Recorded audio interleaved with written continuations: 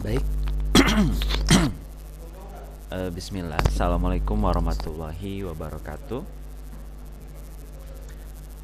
Bismillah, alhamdulillah, salatu wassalamu ala rasulillah wa ala alihi wa sahbihi wa man walah. Sebelumnya kami ucapkan terima kasih kepada teman-teman yang sudah mau bergabung dan hadir dalam kegiatan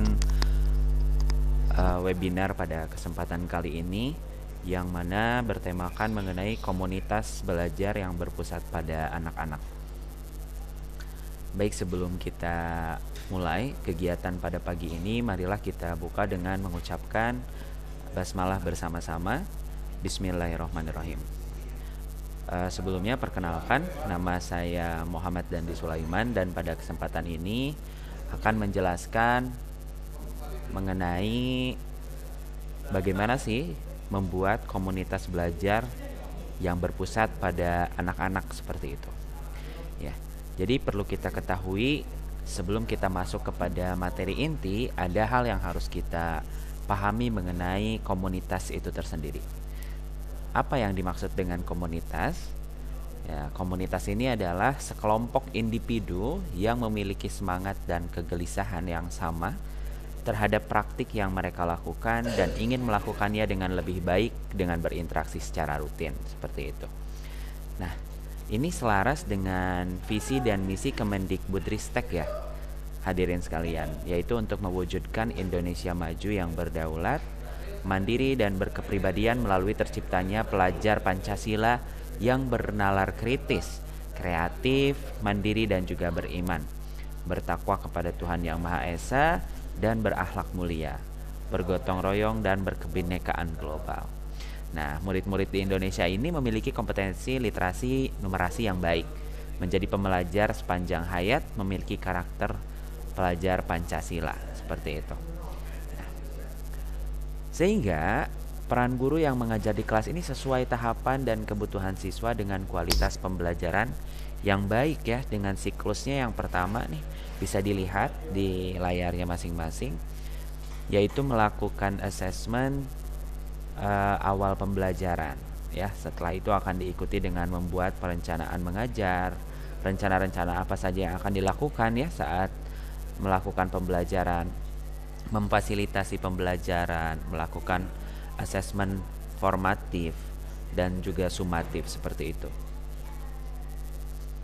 Nah, hadirin sekalian, ada beberapa kasus yang perlu kita pelajari sebagai seorang guru, yaitu mengenai jikalau ada dua orang siswa kembar nih yang berada di kelas dan orang tuanya ini menghendaki kedua anaknya mendapat pengalaman belajar yang sama atau hampir sama. Bagaimana caranya agar harapan orang tuanya terpenuhi meskipun pengajarnya berbeda?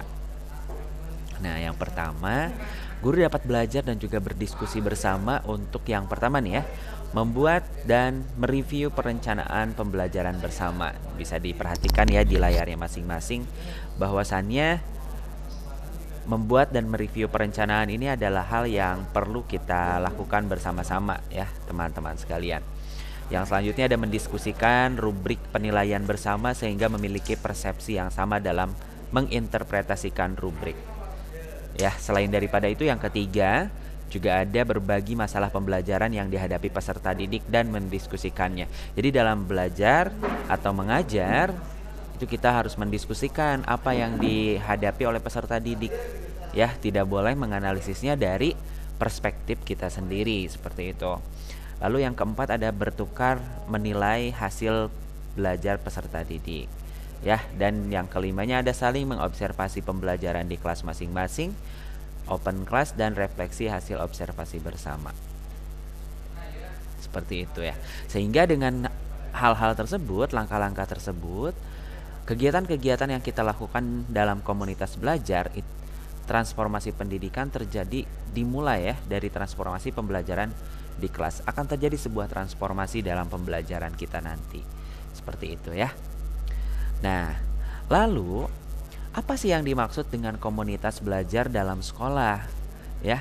Nah, ini kalau misalkan kita pelajari lebih dalam lagi, sekelompok pendidik dan tenaga kependidikan dalam satu sekolah yang belajar bersama-sama dan berkolaborasi secara rutin ya, dengan tujuan yang jelas dan terukur nih. Di sini harus digarisbawahi jelas dan terukur untuk meningkatkan kualitas pembelajaran sehingga berdampak pada hasil belajar peserta didik seperti itu. Nah, komunitas dalam belajar sekolah diharapkan dapat meningkatkan kompetensi pendidik dan membangun budaya belajar bersama yang berkelanjutan sehingga berdampak pada peningkatan hasil belajar peserta didik kayak gitu. Kenapa sih komunitas belajar dalam sekolah itu sangat penting? Ya, dikarenakan wadah untuk merealisasikan terjadinya kolaborasi antar pendidik ya. Juga pendidik belajar bersama, tidak terisolasi ya.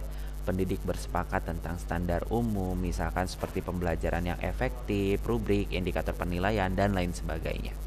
Juga pendidik bersepakat bahwa pendidikan semua peserta didik adalah tanggung jawab kolektif, tidak hanya perseorangan, seperti itu. Ya, meminimalkan ketimpangan kompetensi ya, dan juga proses belajar pendidik terjadi secara berkelanjutan untuk membentuk ekosistem dan budaya belajar yang pada akhirnya akan berdampak pada peningkatan kualitas pembelajaran dan hasil belajar peserta didik seperti itu ya. Nah, lalu ada komunitas belajar antar sekolah. Ada komunitas belajar antar sekolah. Komunitas yang ini melibatkan beberapa guru atau kepala sekolah dari beragam sekolah. Komunitas yang tergabung menjadi satu wadah untuk melakukan kegiatan belajar bersama ya terkait kurikulum merdeka. Bentuknya dapat berupa gugus PAUD, PKG, MGMP, MGBK, KKG, MKKS, dan lain sebagainya ya.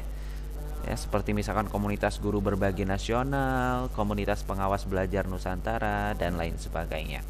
Topik pembahasan yang diangkat dapat bersumber dari tema yang dibahas di komunitas belajar dalam sekolah maupun memanfaatkan sumber belajar lainnya seperti modul pelatihan, panduan guru, dan lain sebagainya ya.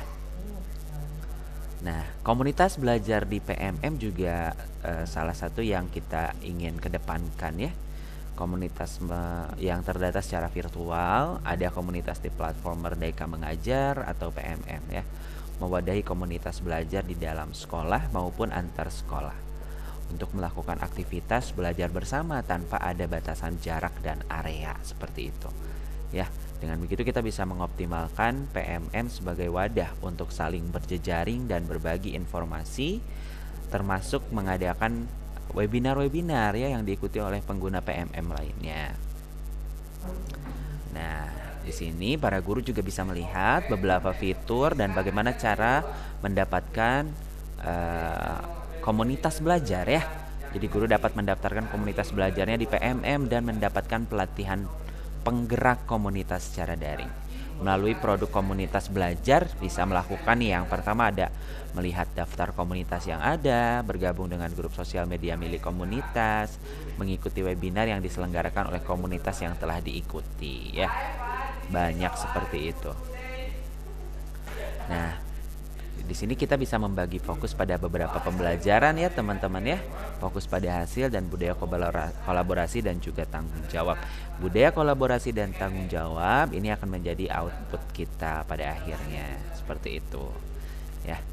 Nah, teman-teman sekalian, ketika kita berbicara tentang fokus pada pembelajaran, di sini perlu diperhatikan ada beberapa hal yang bisa kita diskusikan nanti bersama ya. Seperti siswa harus belajar apa saja gitu kan. Bagaimana cara kita mengetahui bahwa siswa telah belajar? Apa yang harus dilakukan jika mereka sudah belajar? Apa yang harus dilakukan jika mereka tidak belajar? Ini kan hal-hal yang memang perlu didiskusikan secara bersama-sama. Kayak gitu ya.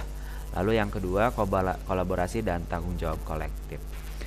Nah, ini kolaborasi dilakukan guru di satuan pendidikan, dimulai dari kegiatan berdiskusi dan berbagi praktik, baik pengajaran sampai pelaksanaan kegiatan belajar mengajar di kelasnya. Lalu juga ada sikap saling membantu, memiliki pemikiran terbuka dan senang memecahkan masalah bersama.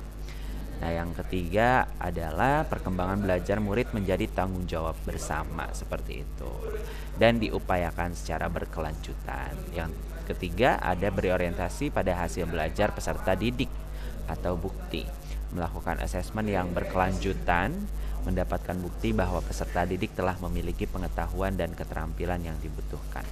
Ya, ada output serta acuan terbangunnya komunitas belajar di satuan pendidikan ya, yang efektif pada seberapa berdampaknya hal tersebut, seperti itu. Lalu yang selanjutnya ada hasil belajar peserta didik berupa tercapainya kompetensi yang diharapkan sesuai dengan tujuan pembelajaran, bukan berupa nilai saja yang menunjukkan kemampuan kognisi semata. Dan yang keempat adalah dalam prosesnya satuan pendidikan harus secara sistematis memantau pembelajaran peserta didik dan menggunakan bukti pencapaian untuk segera membantu peserta didik yang mengalami kesulitan untuk memperbaiki berkelanjutan atau perbaikan berkelanjutan. Nah, terakhir dari saya, jangan menyeragamkan hal-hal yang tidak perlu atau tidak bisa diseragamkan. Perbedaan bakat dan keadaan hidup dari anak di masyarakat yang berbeda harus menjadi perhatian dan diakomodasi. Dikatakan atau dari Ki Hajar Dewantara. Ya, semoga apa yang disampaikan kali ini bisa bermanfaat bagi para guru sekalian, khususnya untuk membentuk komunitas belajar di satuan pendidikan masing-masing. Terima kasih. Wassalamualaikum warahmatullahi wabarakatuh.